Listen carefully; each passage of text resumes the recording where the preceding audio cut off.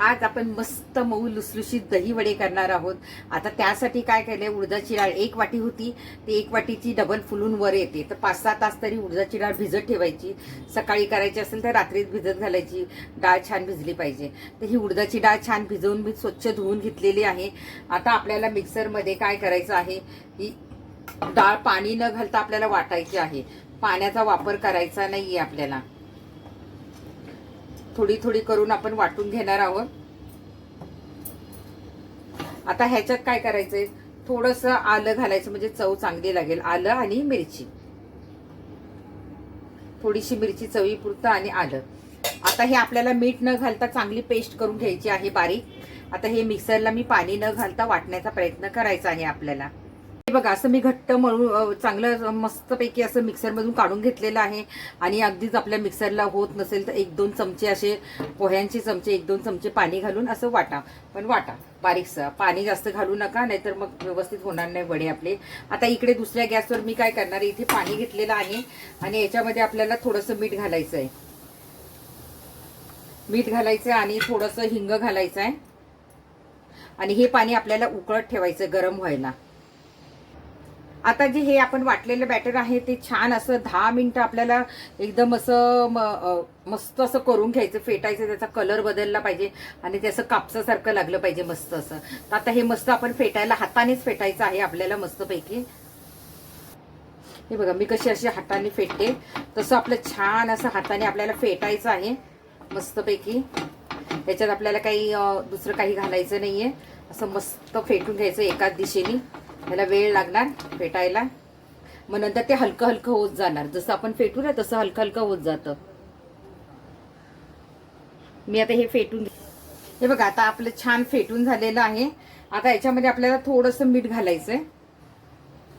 आणि हे कसं झालं हे समजण्यासाठी बघा, आपण याच्यामध्ये ना वाटीमध्ये पाणी घ्यायचं आहे आणि पाणी घेऊन आपण बघा आता हे कसं असं वडा तयार होतोय ना, तर हा पाण्यात सोडायचा आहे आपल्याला. हा बघा हा पाण्यात वर तरंगतो, याचा अर्थ आपलं पीठ तयार झालेलं आहे दही वड्यांसाठी. बघा खाली गेलेला नाही तो, त्याच्यामुळे तो आपण ह्याच्यावरून ओळखायचं. तो जर तरंगत असेल तर आपल्या दही वड्यांसाठी पीठ तयार झालेलं आहे, व्यवस्थित फेटलं गेलेलं आहे. तो खाली बसत असेल तर आणखीन फेटून घ्यायचं आहे. तर असं आपलं पीठ छान झालेलं आहे बॅटर. आणखीन एकदा मी खलवून घेते मस्तपैकी. बघा तुम्ही बघा हे किती असं मस्त असं फुललंय बघा. हे बघा असं फुललं पाहिजे पीठ, म्हणजे आपले दही वडे छान येतात. जेवढं तुम्ही फेटाल ना तेवढं छान क्रीमी क्रीमी होते. बघा क्रीमी क्रीमी झालेलं आहे आपलं. आता याचे आपले दही वडे करायला घ्यायचेत आपल्याला लगेच. तिकडे आपलं हिंग आणि मिठाचं पाणी पण छान गरम झालेलं आहे. आता आपलं तेल तापलेलं आहे. आता आपण छान वडे करायला घेऊया त्याच्यात.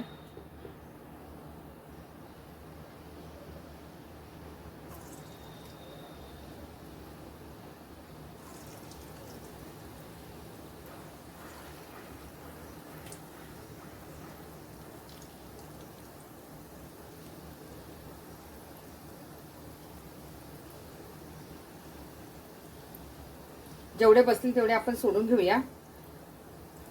तुम्हाला मोठे छोटे कसे दही वडे करायचे त्याप्रमाणे तुम्ही करून घ्यायचे.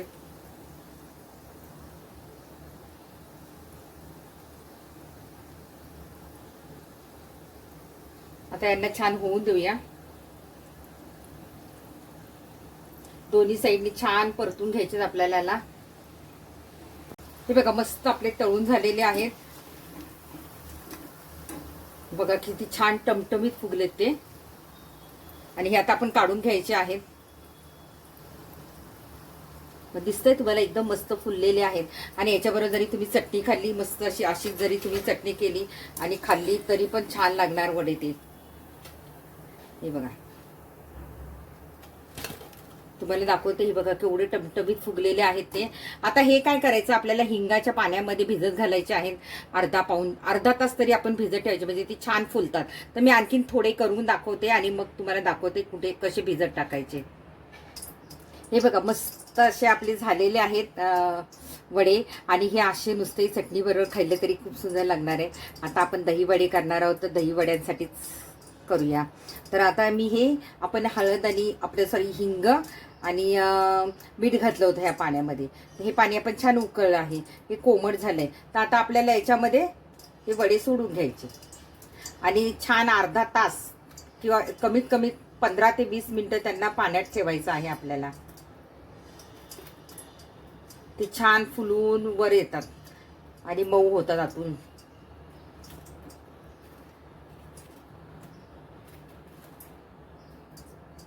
जेवढे बसतील तेवढे आपण घालून घ्यायचे.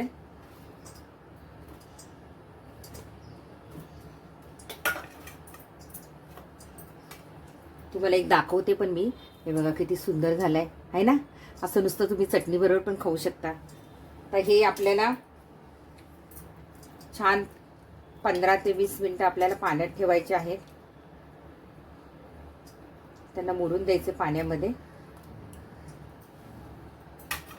तोपर्यंत आपल्या चटण्या वगैरे करून घ्यायच्या.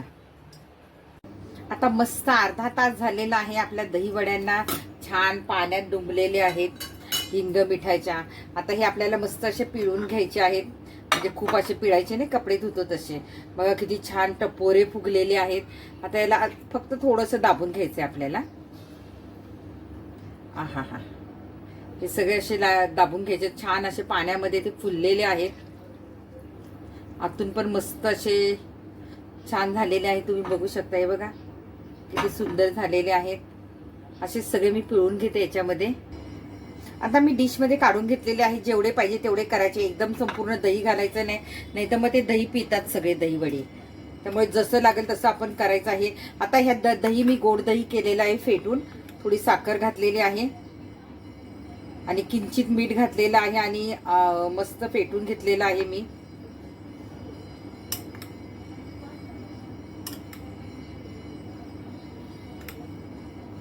मी थोडं पातळ ठेवलं. तुम्हाला घट्ट ठेवायचं तर तुम्ही घट्ट पण ठेवू शकता. आता ह्याच्यावर आपल्याला हिरवी चटणी घालायची आहे.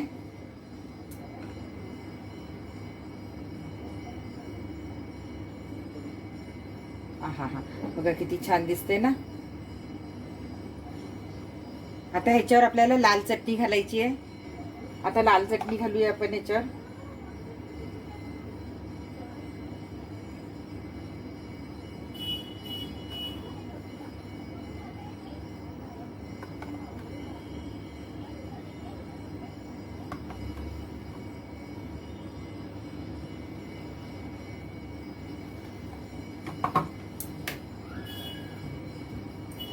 आता थोडी शेव घालूया.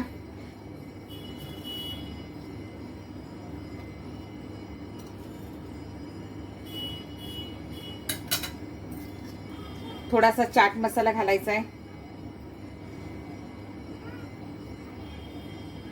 थोडंसं लाल तिखट.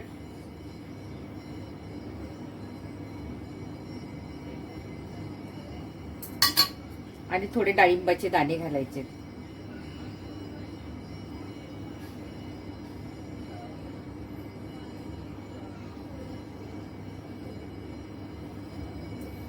आहा, बघा किती छान झालेले आहे आपले दहीवडे. मस्त झालेले आहेत. दिसतंय. तुमच्या पण तोंडाला पाणी सुटलंय ना. मग घ्या करायला रेसिपी ही. आणि आवडली तर नक्की सांगा. आणि घरात मस्त दहीवडे करून खायचे, बाहेरचे खायचे नाहीत. आता मी तुम्हाला एक खाऊन दाखवते किती नरम झालाय तो. हे बघा आतमधून पण छान असा नरम झालेला आहे बघा. मस्त असा. मी तुम्हाला खाऊन दाखवते.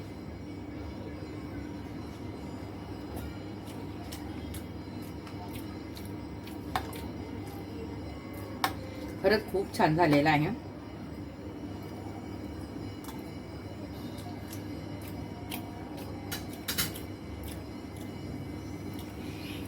बघताय काय, घ्या करायला. मी खायला सुरुवात पण केली.